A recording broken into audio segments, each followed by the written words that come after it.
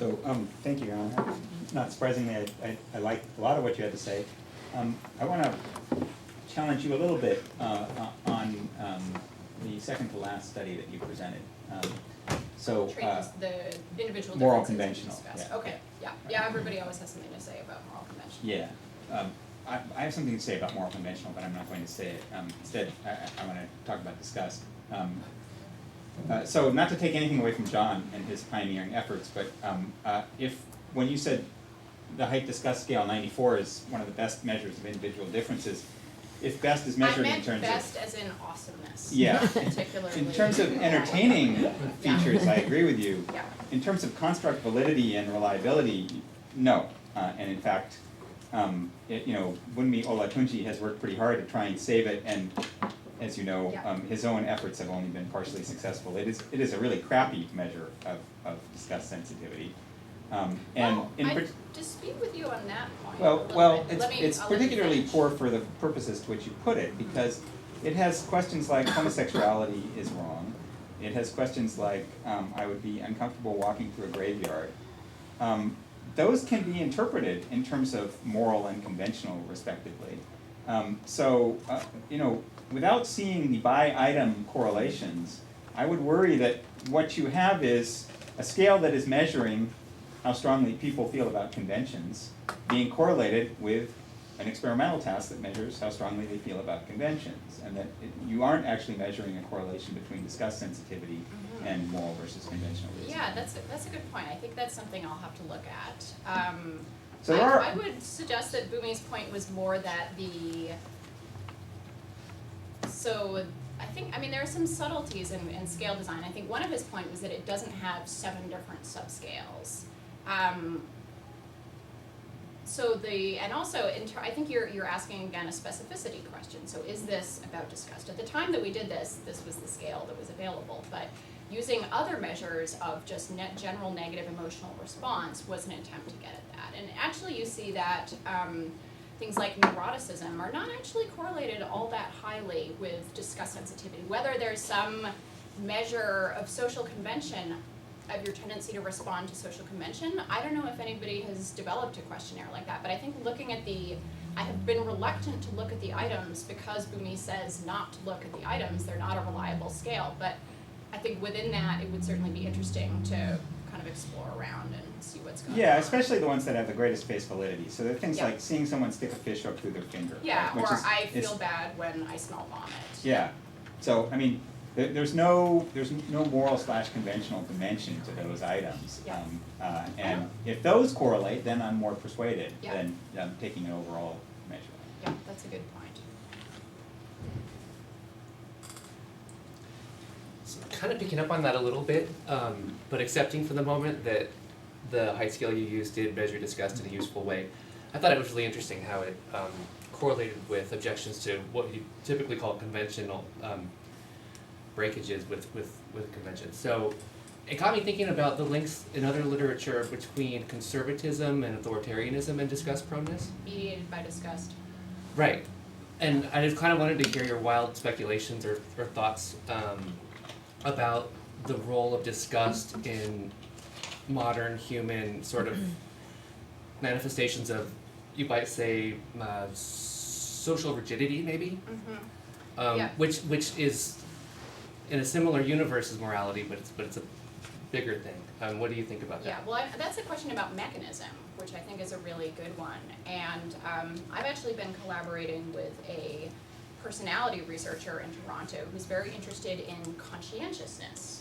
So that's one of the big 5 aspects of personality.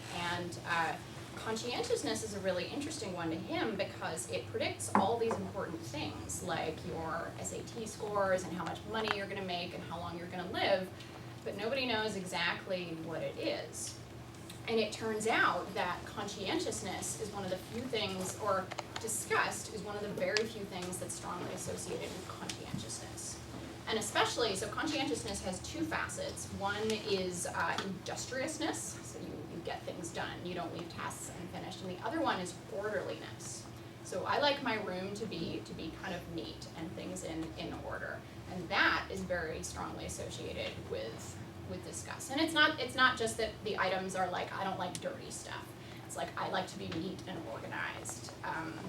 So then the question is, and conscientiousness actually seems to mediate the disgust conservatism relationship. So yeah, I think it could have to do with a more sort of orderly approach to the world, liking things to be in certain boxes, apparently especially in moral boxes. But yeah, there's a lot of work to be done on mechanism there.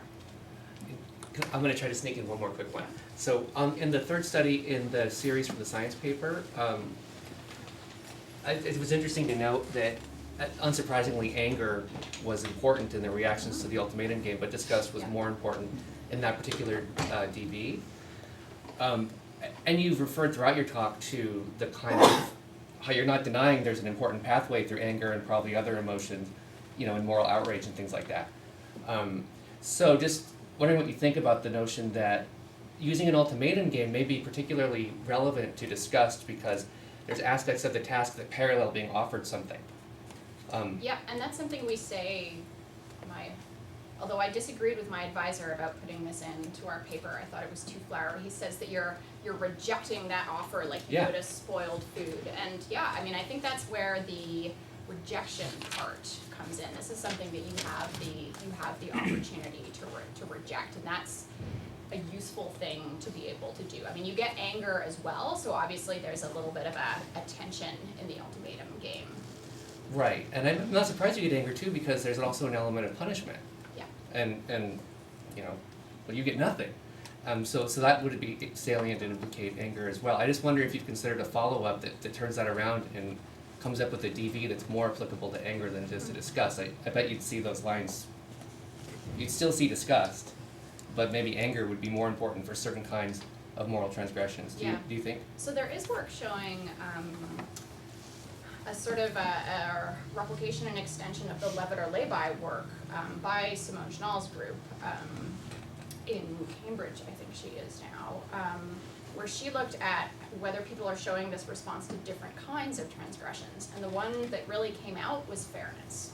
So as to why fairness might be most specifically associated with disgust, maybe it's more avoidance related, I'm not sure. But it's not necessarily the case that every kind of transgression is equally strongly associated with disgust.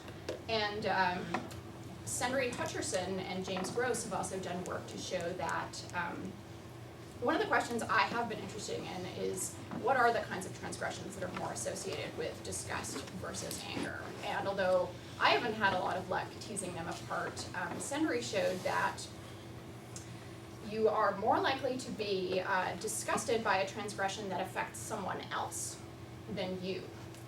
And the idea is that if the transgression is directly affecting you, you need to deal with that. You need to handle that right now and restore your reputation, handle this problem, tell this jerk he's not going to get away with it. Whereas with someone else's transgression or a transgression affecting someone else, are you really going to expend the effort and the social capital involved in yelling at this person, or are you just going to avoid them in future? Sure. I'll pick up on that discussion of third-party outrage.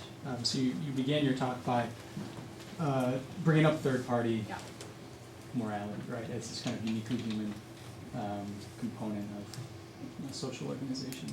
But then you didn't have a lot to say about disgust in third-party reactions specifically. In an earlier version of this talk, I actually did, and then I think it didn't quite make it. The general point is also that I have both first and third party here. So the final study with transgressions, with the high school scenarios, those are all third party. And it looks like, yes, people also, I haven't shown any self-report data on those, but yeah, people will report disgust in response to both person. I think that's great. What I would push in the direction of saying that I think third-party morality might actually be key to kind of make an intelligible or make it unsurprising that disgust has been co-opted for morality. So you call disgust an unlikely moral emotion, right? But if you think about third-party judgment, something like guilt by association, right? Or learning cultural variance from another individual that can make you, equally as disgusting as that person, like, so the original Rosen studies, the most potent elicitor of disgust was Nazi The symbols. Hitler sweater. Right, the Hitler sweater. Would you wear Hitler's Right. sweater? Is So the question. if you put on Hitler's sweater, right, you're a Nazi and you're vulnerable to the same contempt and rejection and all of that that a Nazi would be. So there's a very real kind of infection or contamination dynamic to culture in the context of, especially groups that are culturally marked, right? Where different ethnic groups use different cultural markers to signal their identities, and that if you're put in the wrong one of those groups, you're subjected to all the same punishments and rejections as individuals in that group. So that would make predictions that you'd see huge third-party effects in the sense of, if there's an observer, third-party effects on moral disgust. And I know a little work here at UCLA, Dan, so a student a few years back did a study of third-party disgust where observers actually upped moral disgust, right? But I'm wondering if you know any research along those lines, or if you yourself have looked at the impact of observers on moral disgust. So the idea being that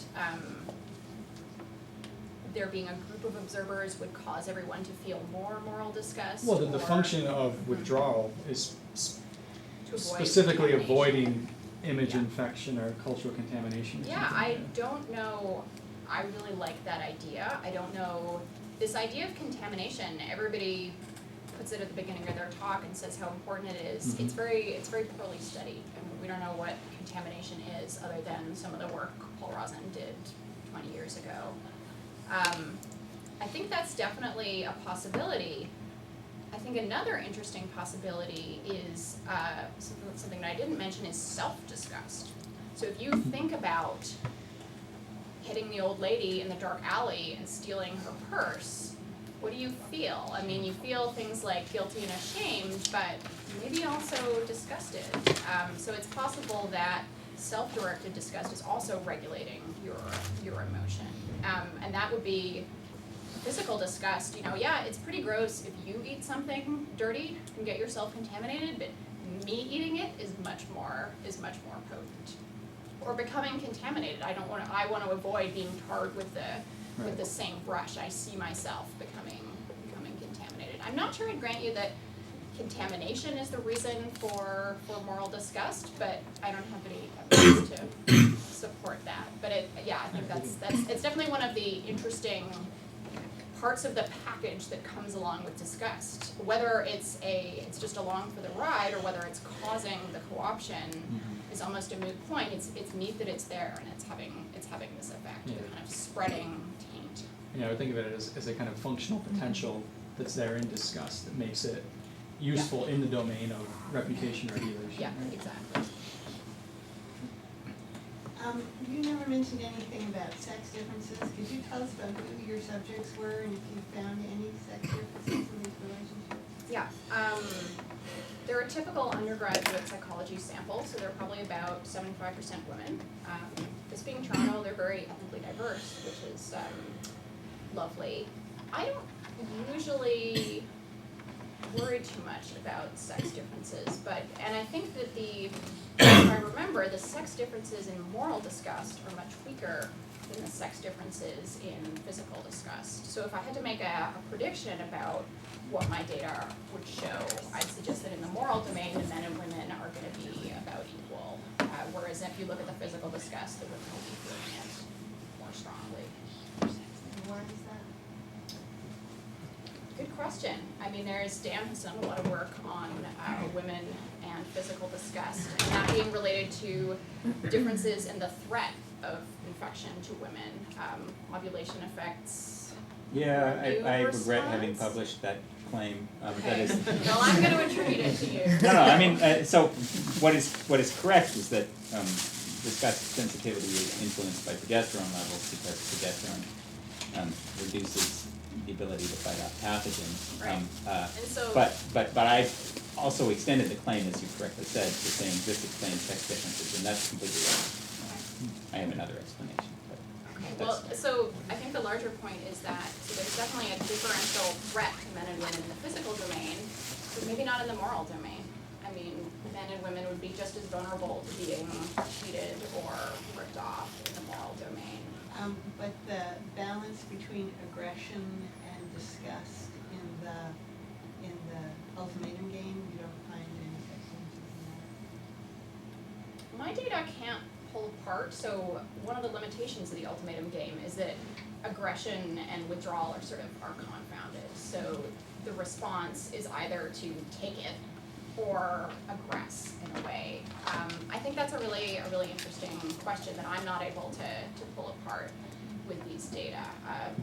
I don't see a priori or reason to predict sex differences, especially given that the newer measures of disgust show less difference on the moral side. But I think that would be an interesting one to look at.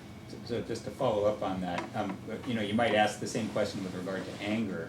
And there's quite a lot of, they're very strong folk models and people have strong intuitions, but empirically they're completely inaccurate, that men are angrier than women. They get angry more frequently, they get angry more easily. It's completely false.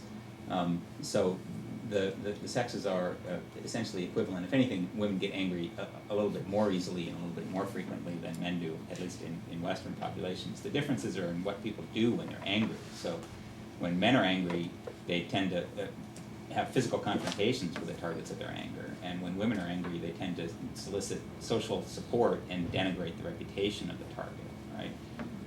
So because you have a concern of solving the immediate problem, it makes sense to construe men as more angry than women, because for the target of the anger, it's more dangerous to face an angry man than it is to face an angry woman in the short term. But they aren't actually different at all, and that fits with Hanah's suggestions about what would happen with regard to moral disgust, in that people are equally upset by the transgressions, even if they might behave differently in the circumstance. I think one assumption you're making, correct me if I'm wrong, about the EMG activity is that it actually is a proxy for the experience of disgust, right, in those muscles. Well, but it's related to the experience of disgust, and the correlations do actually show that. Right. So I'm wondering what explanation for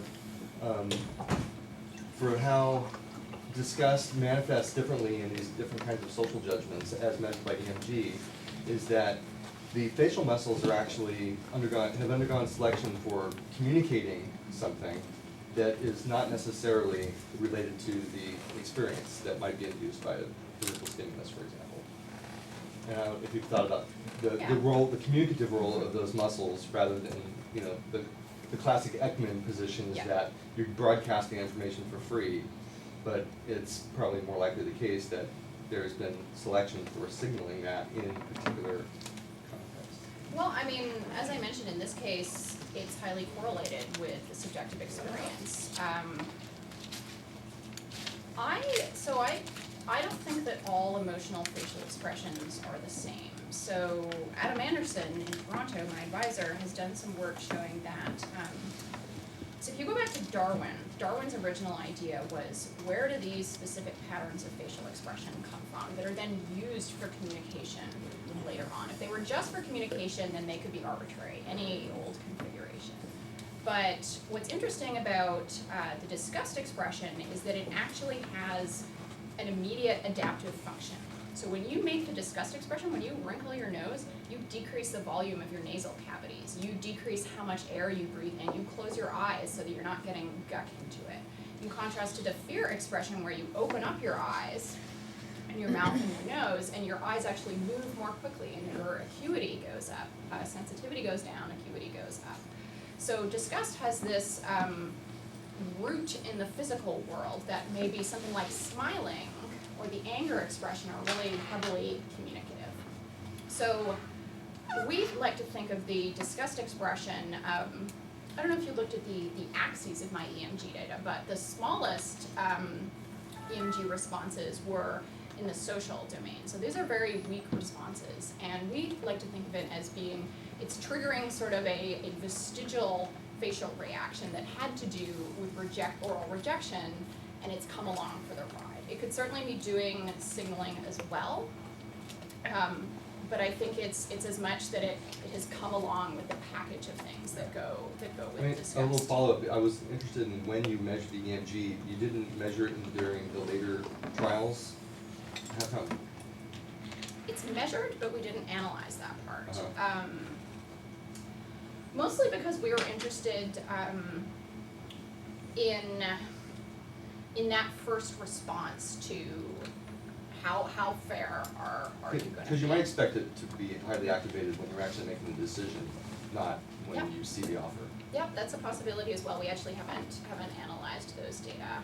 Occasionally I get someone who doesn't read the paper very closely and is very worried that people are just mimicking the facial expressions that we did at the end, but that's why we did them at the end.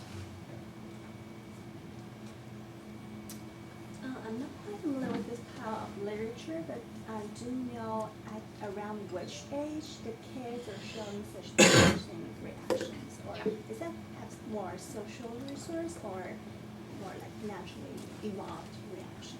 Yeah, I don't know if anyone has looked at the age at which children develop moral disgust. I think, I know that at, what age was it? I think 8-year-olds will call a moral transgression disgusting. So there was a study showing that, so they asked the kids little age-appropriate scenarios. So is it, would you call X disgusting? Would you call it disgusting to touch a worm? Would you call it disgusting to make an unfair rule? The kids say yes. So fairly young, they are making these kind of responses. But there is, there's a few specificity concerns that go along with that. So do they mean disgust? They don't call all negative things disgusting. So hurting yourself, they don't say is disgusting. And they do know that touching a worm is disgusting. But it's always a little unclear with kids what they mean. How far back that goes, I don't know. That's the only study that I've seen looking at moral disgust in children. But it's an interesting question because disgust is one of the things that comes online quite late. So if you have a 2-year-old, they really have no sense of disgust and they'll smear their poo all over the place in glee. And then later on, they become very fixated onto things that are disgusting and dirty. So it's something that develops a little bit later in development, which is interesting from a moral perspective as well. Yes. No, I found the talk very interesting. I just want to follow up a little bit on the relationship between, on the one hand, the physical side of taste versus disgust, and then carrying it over to the moral side. So on the physical side, it seems to be quite clear between, on the one hand, where taste is a way of preventing behaviors in which doing the behavior could have an immediate impact. You eat something that has poison in it, it does something to you, whereas disgust seems to be more broadly affecting behaviors where the behavior may not lead to a problem of that kind. Like your example of the rat in the grocery store. Yeah. It's Going got to a lot the of, grocery store with the rat doesn't mean you get ill. bias but- towards false positives. Right, but on average you might sometime in the future.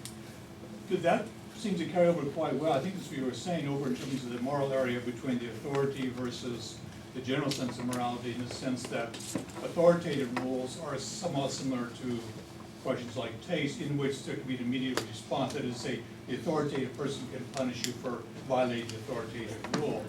Whereas general morality, like we're talking about with respect to the ultimatum game, there's nobody really that could punish you for violation of the moral rule. And that seems to make sense then, that something like disgust would be the emotion that the system would pick up on, which is one of the general ability to affect behavior, not because in each instance it'll happen, but rather on average it is disadvantageous to be doing it, and disgust seems to be a way of doing that.